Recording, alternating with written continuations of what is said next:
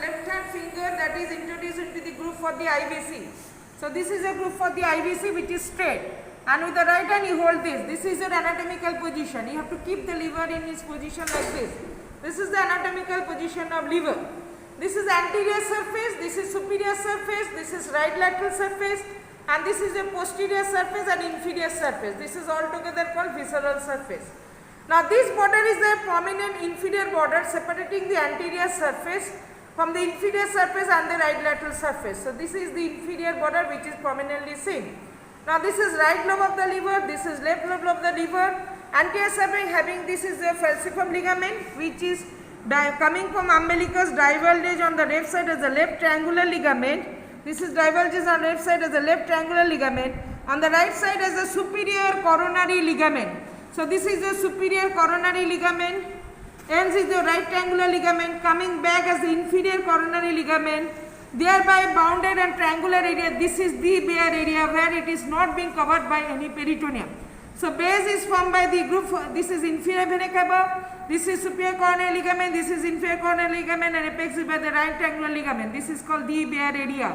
Other bare areas are the groove for the inferior vena cava, the fissure for the ligamentum venosum, the fissure for the ligamentum teres and porta hepatis. These are the other 5 areas which are bare area. That means they are devoid of any peritoneal attachment. Now this superior coronary ligament, right triangular inferior coronary ligament, this is the caudate lobe. So this lobe is called the caudate lobe.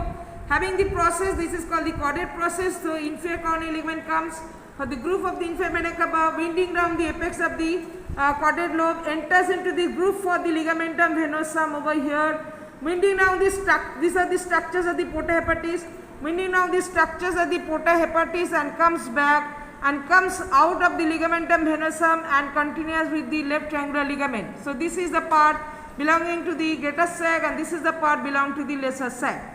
Now this is the peritoneal flexion. So falciform ligament diverges on the left side, left triangular ligament, right side superior coronary ligament, right triangular ligament, inferior coronary ligament, reach to the groove for inferior vena cava, comes between inferior vena cava and the caudate process of the caudate lobe, encircling it and then comes out through the ligamentum venosum, encircle the structures of the porta hepatis, again comes out to the ligamentum venosum and continues with the left triangular ligament. This is a peritoneal reflection of liver.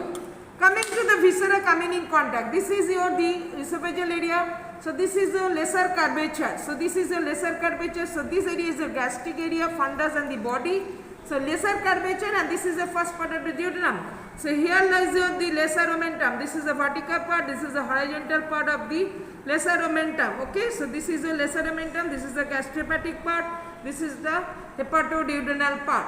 And this is the porta hepatis structures where the structure lies, the portal vein lies posteriorly and then the arteries and the duct will be on the left, duct will be on the right and the artery will be on the left. So this is the structures of the porta hepatis. Relation being posterior to anterior is the portal vein, hepatic artery and the hepatic duct. So these are the structures of the porta hepatis. This is the caudate lobe, the only content of the lesser sac. This is your quadrate lobe. So this lobe being your quadrate lobe and this is your fossa for the gallbladder. This is your gallbladder, fossa for the gallbladder. So here lies your duodenal area. This is gastric area, pyloric area, this is duodenal area because here lies your first part of the duodenum. So duodenal area and this is your gallbladder hanging from it. This is your colic area, that is right colic plexure. This is your renal area or kidney. Above which this is a suprarenal area, so right suprarenal area. So what are the areas? Esophageal area, gastric area for the body and the fundus, pyloric area on the quadrate lobe, then comes over here, this is the duodenal area and then comes out. This is the right colic area, this is the kidney renal area, on the bare area this is the suprarenal gland, suprarenal area. So these are the viscera coming with contact of this area. Now here is the place of epiploic foramen. Now on the right side here is the hepatoduodenal pouch of Morrison, this is the lesser sac and this is the epiploic foramen. My hand is placed over the epiploic foramen. See, what are the boundary? Above is the caudate lobe and caudate process. Below is the first part of duodenum with the straight part of hepatic artery.